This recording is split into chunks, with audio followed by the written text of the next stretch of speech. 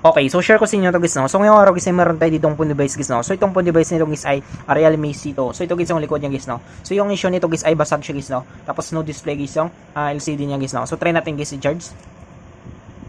So try natin guys, no, kapag mag-vibrate siya. So pakaramdaman natin. So wala siya guys, no. Wala siyang vibrate guys. Yan. So try natin, baka maluwang lang guys yung ano niya. Yung charging port niya guys. Yan. So wala siyang ano guys, no, wala siyang response guys. So no display, na charging guys, no. Yan, wala rin siyang vibrate guys. Walang response guys, no. So Realme C2 siya guys, no. Yan. So ngayon guys, yung gagawin natin dito guys sa phone device nito guys, para ma-check natin guys, ay bubuksan natin ito guys, no. So dito natin malaman guys kung bakit wala siyang display guys, no. Gagamit tayo dito guys ng analog tester natin. Yan, so tanggalin natin guys yung charger. So yung gagawin natin dito guys ay bubuksan natin ito guys, no. So para mabuksan natin ito guys, una nating gagawin dito guys ay tanggalin natin guys yung SIM tray niya guys, no.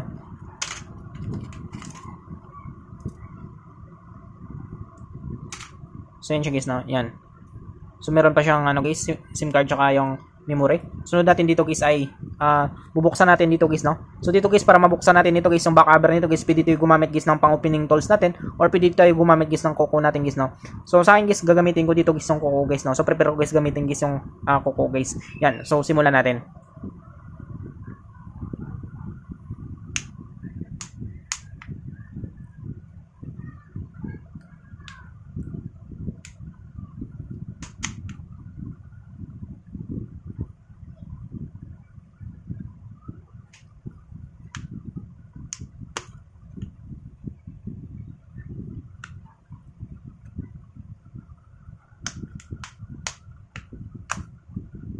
So yun siya guys, no. So nabuksan natin. Yan. So dandan natin guys, no.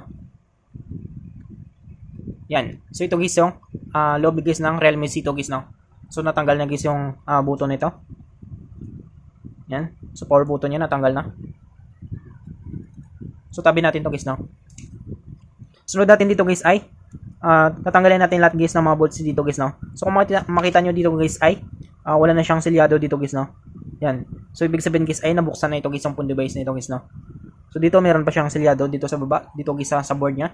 Pagdating dito guys sa ano, dapat meron rin siya ditong katulad dito guys, no, selyado. Yan. So wala na siya. Yan. So yung gagawin natin dito, tanggalin natin guys lahat guys ng mga bolts nito.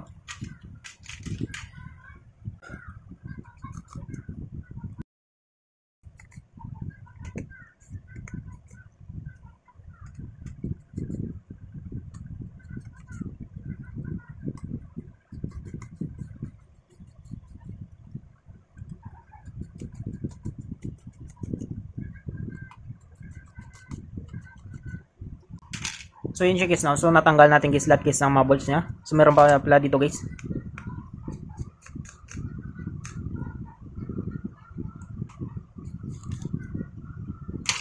Yan. So natanggal natin guys lahat guys ng mga bolts niya guys, no. Sunod natin dito guys ay angatin na natin guys yung cover guys ng motherboard nito. Yan. So ito guys yung loob guys ng Realme C2 guys, no. So una natin gagawin dito guys ay tanggalin natin dito guys yung FBC connector guys ng battery niya guys, no, or yung tinatawag natin guys na FBC connector nito guys, yung flexible printed circuit nito guys dito guys sa terminal niya guys, no. Yan. So natanggal natin guys, no. Sunod natin dito guys ay gagamit tayo dito guys ng analog tester natin guys, no. Yan. So dito guys sa analog tester natin guys, gagamit tayo dito guys ng times 1 150 mA with continuity. So focus natin. Yan. So times 1 tayo dito. Times 1 150 mA with continuity. So dito guys sa terminal guys ng battery guys ay ano lang tayo dito guys, no. Hanapin natin dito guys yung positive negative guys, no. So kung saan yung mas malakas yung palo guys ay yun yung positive guys, no. Yan. So nasa kaliwa guys yung ano nito guys, no, yung positive nito guys. Yan. So kung makita nyo guys, malakas guys yung palo. So ito guys yung positive guys, no. Yan. So ngayon guys ay magtitest tayo dito guys sa positive, negative sa negative. Dapat guys ito guys ay papalo ito guys, no. So positive sa positive, negative na sa negative, dapat papalo ito. Yan. So meron siyang continuity guys, no. Dito sa positive, negative sa negative.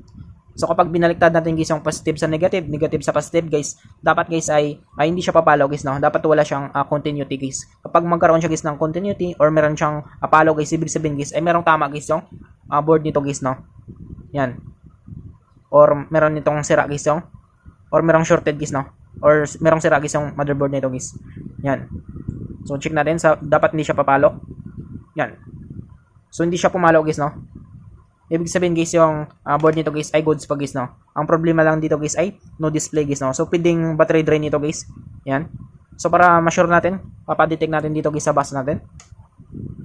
So mag-set tayo dito guys sa bus natin.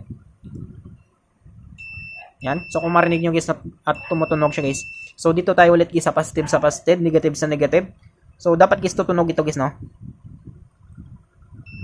Yan, so tumunog siya guys. So kapag binaliktad natin guys yung positive sa negative, negative sa positive guys, dapat hindi siya papalo guys, no? Or hindi siya tutunog guys. Yan. So dapat hindi siya tutunog guys. Yan, so tumunog siya guys pero once lang. Ibig sabihin guys yung board nito guys ay good pa ito guys, no? Wala rin siyang shorted guys. Yan.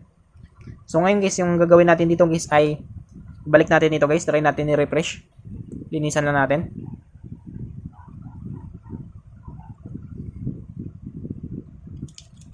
So possible guys na na-stack ito guys, no. So maring pagkabagsak nito guys ay ni-stack ito guys ng may-ari nito guys, no.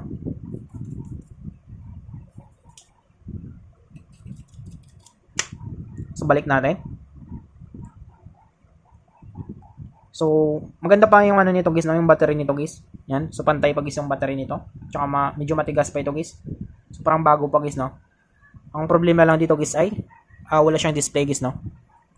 So dito guys para malaman natin kapag okay pa guys yung phone device nito, okay pa guys yung charging port nito, gagamit tayo dito guys ng special tools natin guys, no.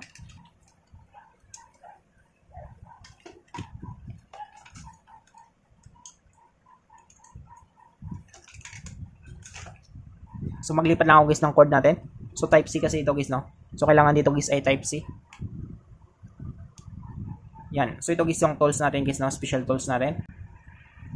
So itong tools nito guys ay merong 4.9 volts guys, no. So dito wala pa siyang reading kasi hindi pa natin nasaksak guys, no. Meron siyang 0.0 amperes guys, no. Tapos dito 0.0 watts. So ito guys ay magmo-move ito guys, no, kapag sinaksak natin guys sa device natin. So try natin guys, no. So 0 yan. So kapag sinalpak natin dito guys sa ano niya, dito natin malalaman guys, no, kapag kumakarga guys yung phone device nito guys, no.